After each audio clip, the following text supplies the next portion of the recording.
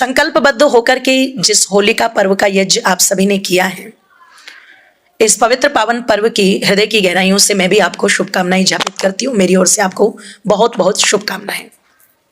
आइए बहुत संक्षिप्त सी चर्चा आप लोगों के मध्य में करूंगी। एक परंपरा भारतवर्ष की रही है, परिवर्तन प्रकृति का नियम है, और जब हम देखते हैं तो हर चीज में हमें समय समय पर परिवर्तन दिखाई देता है। भारत की एक विशेषता ये रही कि भारत को 6 ऋतुओं वाला देश माना जाता है। विश्व के पटल पर जितने भी देश हैं, अधिकांशतः सब देशों में ये 6 ऋतुएं नहीं पाई जाती, लेकिन जिसको आर्यावर्त के नाम से जाना जाता है और पूरी दुनिया के लिए जो डिमडिम घोष किया गया, और जिसके विषय में महर्षि दयानंद ने बड़े गर्व के साथ में कहा था कि सर्वप्रथम अगर मानव की उत्पत्ति कहीं पर हुई तो वो इसी भूमि पर हुई जिसको त्रिष्टप कहा जाता है, और परमपिता परमेश्वर ने ऋषियों का पवित्र वेद ज्ञान जो दिया वो भी इसी भूमि पर दिया। जिनके लिए वो पवित्र वेद ज्ञान दिया गया था उनके विषय में स्वयं वेद ने घोषणा की, आम भूमि मददाम आर्याय, ये भूमि मैंने श्रेष्ठ लोगों के लिए दी है। तो श्रेष्ठ लोगों ने जिस भूमि को बसाया अपनी विद्या अपने ज्ञान के आधार पर, स्वयं उनका नामकरण संस्कार परमात्मा ने किया आर्य कह करके। क्योंकि आज भी आप परिवारों में जब नामकरण संस्कार की परंपरा को देखेंगे तो वहां पर आपको पता लगेगा ये जो 5वें नंबर का संस्कार है, गर्भाधान, फिर पुंसवन, फिर सीमंतोनयन, फिर जातकर्म, फिर 5वां जो संस्कार है जो 11वें दिन किया जाता है या सीधे फिर 101वें दिन किया जाता है। तो इस संस्कार में जो नाम है वो कौन रखता है? पिता रखता है। पिता ही बालक के कानों में उस नाम को संबोधित करके कहता है कि आज से तुझे इस नाम से जाना जाएगा। तो पिताओं का भी जो पिता है संसार में वो कौन है? परम पिता परमेश्वर। तो सृष्टि की आदि में अपनी संतानों का जो नामकरण संस्कार कर रहे हैं वो कौन कर रहे हैं? परम पिता परमेश्वर। और वो क्या नाम दे रहे हैं? अहम भूमि मददाम आर्य, ये भूमि मैंने श्रेष्ठ सज्जन के लिए दी है। क्योंकि कोई भी पिता अपनी संतान को नालायक बनाना नहीं चाहता, अच्छा बनाना चाहता है। तो परम पिता परमेश्वर ने भी यही कहकर के ये भूमि प्रदान की। तो जो अपने आप को आर्य मानते थे, उस पथ पर चलते थे, उन्होंने जिस भूमि को बसाया उसका नाम भी क्या रखा? आर्यावर्त। यही हेतु महर्षि दयानंद ने भी दिया। यही हेतु जब संसद के अंदर एक व्यक्ति ने प्रश्न उठाया था कि आर्य लोग भी तो ईरान आदि देशों से चल करके आए थे, तो स्वामी सुमेधानंद जी जो सीकर से सांसद हैं, उन्होंने वहां पर यही हेतु दिया। बागपत से जो सांसद है डॉक्टर सत्यपाल जी, उन्होंने भी यही हेतु दिया। और आचार्य देवव्रत जी के भी यदा कदा भाषणों को आप सुनेंगे तो वो भी इस प्रकार की चर्चा करते हुए नजर आते हैं कि अगर आर्य लोग ईरान से चल करके आते तो इस प्राचीन देश का नाम कुछ और होता, फिर इसका आर्यावर्त नाम होने वाला नहीं था। लेकिन जब हम इतिहास के पन्नों में पढ़ते हैं तो चाहे सतयुग काल के ग्रंथ हो, चाहे त्रेता काल के ग्रंथ हो, चाहे द्वापर काल के ग्रंथ हो, सब ग्रंथों के अंदर आपको ये आर्यावर्त जो है वो अवश्य मिलेगा।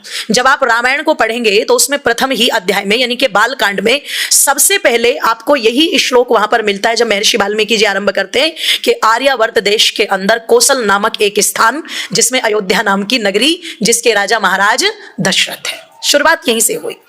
तो आर्यावर्त देश के अंदर पता लगा एक बड़ी विशेषता रही। बहुत सारी उन विशेषताओं में आर्यजनों एक विशेषता यह भी थी कि यह 6 ऋतुएं वाला देश था। और जब 6 ऋतु वाला देश था तो जब जब ऋतु परिवर्तित हुई उसमें ध्यान रखना कोई ना कोई पर्व हमारे लोगों ने मनाने आरंभ किए।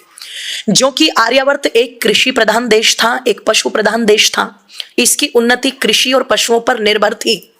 तो यहां पर उसी को अपनी प्रसन्नता का मुद्दा बना लिया। आज भी व्यक्ति सबसे ज्यादा प्रसन्न कब होता है? जब लक्ष्मी आती है तब खुश होता है या लक्ष्मी जाती है तब खुश होता है? बोलो। तभी होता है कि नहीं होता है? लेते हुए सबको अच्छा लगता है पर देते हुए चेहरे के भाव बदल जाते हैं कि नहीं बदल जाते हैं? है ना? बहुत कम व्यक्ति ऐसे होंगे जो लेते हुए भी विनम्रता पूर्वक लेके जाएंगे और देते हुए भी विनम्रता पूर्वक धन्यवाद करते हुए जाएंगे। लेते हैं तब तो हाँ जी भाई जी, और जिस समय देते हैं तो कुछ तो ऐसे भी देते हैं जैसे एहसान सा पटका करके जा रहे हो। ध्यान रखना। तो जब कुछ आता है तब सबको अच्छा लगता है, लेकिन जब जाता है तब किसी को अच्छा, जोर से बोलो, नहीं लगता। तो आती हुई चीजों के लिए हमारे पूर्वजों ने भी जब प्रसन्नता प्रकट की तो उसी को पर्व का नाम दे दिया। इसलिए आने का माध्यम क्या था कि जब लक्ष्मी चल करके आ रही हो, दीपावली हो चाहे होली हो, लक्ष्मी चल करके आ रही हो, उसको प्रसन्नता का कारण माना। अब आप मुझे एक बात बताना, कहीं पर अकाल पड़ जाए, सूखा पड़ जाए, भूकंप आ जाए, जैसे तुर्की हिला हुआ है इस समय, है ना, तो उस समय क्या व्यक्ति बैठ करके नोट खाएगा? क्यों जी? नोट तो नहीं खाएगा ना, क्या व्यक्ति बैठ करके सोने को खा लेगा? नहीं। क्या चांदी को खा लेगा? नहीं। क्या संपत्ति को खा लेगा? नहीं। उस समय उसको वो चाहिएगा जिससे उसका जीवन यापन चल सके। पाकिस्तान में सोने की दुकान के पीछे नहीं भाग रहे लोग मोटरसाइकिल पर आटे की थैलियों के पीछे भाग रहे हैं। तो कहा कि सबसे बड़ी जो लक्ष्मी है वो अन्न को माना गया। ये धन आदि सोना चांदी ये तो बाद की चीजें हैं। सबसे पहले जो लक्ष्मी है वो क्या है? अन्न है, जिससे हमारा जीवन चलना है, जिससे ये जीव मात्र का भरण पोषण होना है, तो उसी को लक्ष्मी माना गया। तो जब वो अन्न घर में चल करके आया, वो लक्ष्मी चल करके घर में आई, तब हमारे पूर्वजों ने उसको पर्व का नाम दे दिया। मेहनत करते थे, पुरुषार्थ करते थे, पर जब नया अन्न घर में आता था तो इतने प्रसन्न होते थे कि चलो अब 2-4 दिन काम से निवृत्त होकर के एक दूसरे से मिलो, खुशियां बांटो। और वो अन्न बंधुओं केवल किसान के घर में नहीं आता था। अगर आप देखो तो जिस आत्मनिर्भरता की बात सरकार आज करती है, मेरे भारत का प्रत्येक गांव इतना आत्मनिर्भर होता था कि बर्तन बनाने वाले कुंभकार वही होते थे। क्यों जी? लोहे का काम करने वाले लुहार वही होते थे, लकड़ी का काम करने वाले, कपड़े का काम करने वाले, सोने चांदी का काम करने वाले सब वही होते थे। और किसान जब उनसे कोई भी चीज खरीदता था तो क्या कहता था? पैसे कब दूंगा? फसल आने पर। तो जब उसके घर में फसल आती थी तो उसके घर से चल करके वो अन्न सबके घर में जाता था। इसका मतलब सबके साथ में वो चीजें जुड़ती थी।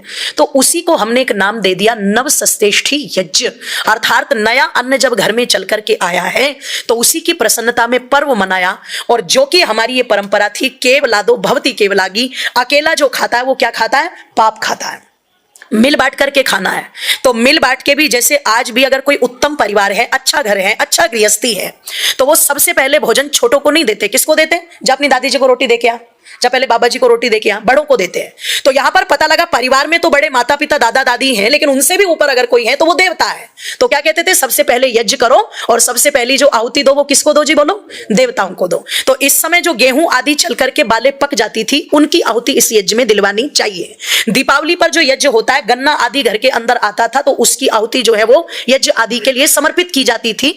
तो जो भी नया अन्न चल करके आया उसकी आहुति सबसे पहले देवताओं को दी, उसके बाद में फिर जिसकी देनी है उनकी दी, और फिर जो बचा वो अपने लिए खाया। ये हमारी परंपरा थी। ईदन ना ममा, मेरे लिए नहीं भगवान, सबके लिए, है ना, सबके लिए। और ये जो होली नाम पड़ा, लोग कहते हैं कथाएं आती हैं बहुत सारी, जो कथाएं जोड़ी गई वो सब बाद में जोड़ी गई। चाहे वो हिरण्यकश्यप के धर्मात्मा पुत्र प्रहलाद की कथा हो, वो सब चीजें बाद में जुड़ी।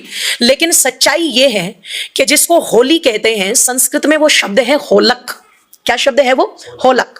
और होलक किसको कहते हैं? आप देहात की भूमि से जुड़े हुए हैं, आपको याद होगा, चने आ गए, बाले आ गई, अग्नि पर क्या करते थे उसको? तो भूनते समय क्या कहते थे? होले भून लो। सुना होगा ना ये शब्द, नया नहीं ये शब्द, होले भून लो।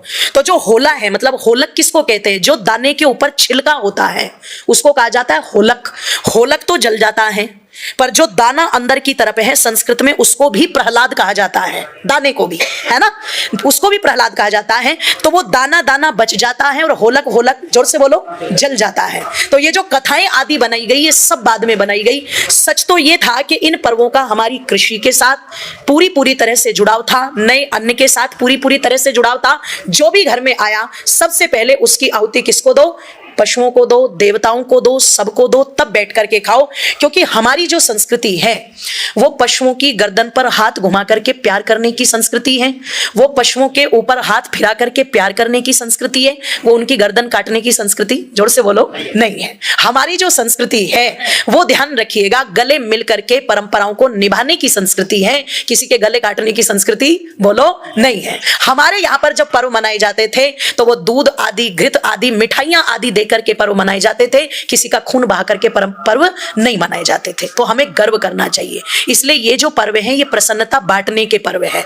ये वो पर्व नहीं है कि तुम शराब पी करके लड़ाई करो, झगड़े करो, इसका सिर फोड़ दिया, उसको गोली मार दी, रंग लगा के उसका मुंह काला कर दिया। ठीक है, आप पर्व मनाओ, कोई बात नहीं, एक दूसरे के ऊपर फूल फेंक दो, है ना। पहले फूलों की वर्षा की जाती थी ना, टीवी में भी दिखाते हैं, कोई चीज होती थी तो किसकी वर्षा होती थी? बोलो, फूलों की। और मुंह काला कब होता था? जब कोई आदमी क्या कहते थे? इसका मुंह काला करके गधे पे बैठा दो। आज ये भारत के लोग इतने पागल हो रहे हैं, बोले तुम्हें करने की जरूरत नहीं, हम खुद ही कर लेंगे अपने मुंह काले, है ना। तो ये अभद्रता का पर्व नहीं है, ध्यान रखना। मुंह काला करने का पर्व नहीं है। एक दूसरे से मिलो, प्रसन्नता बांटो, बैठो, एक दूसरे के मन की बात सुनो, सुनाओ, ये चीजें रही हैं, है ना।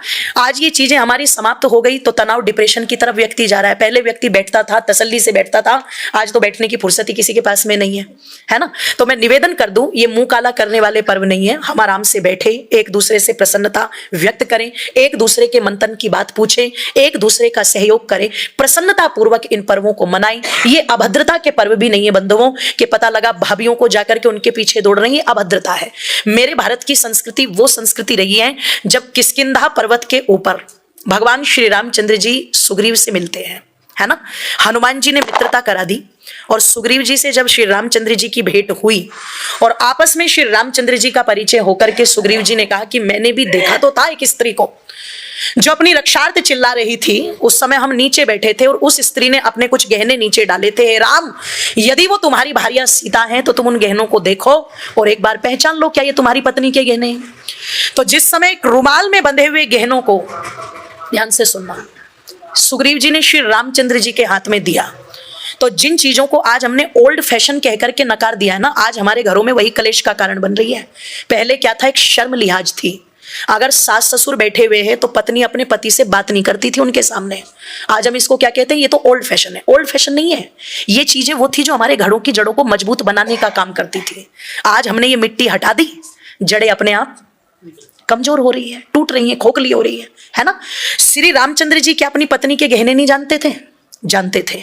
पर सुग्रीव खड़े हैं, है ना, हनुमान जी खड़े हैं, जामवंत खड़े हैं, ठीक है, नल और नील खड़े हैं, वहां पर लक्ष्मण खड़ा हुआ है। सबके बीच में श्री रामचंद्र जी ने ये नहीं कहा रोते रोते यही मेरी पत्नी के गहने ना।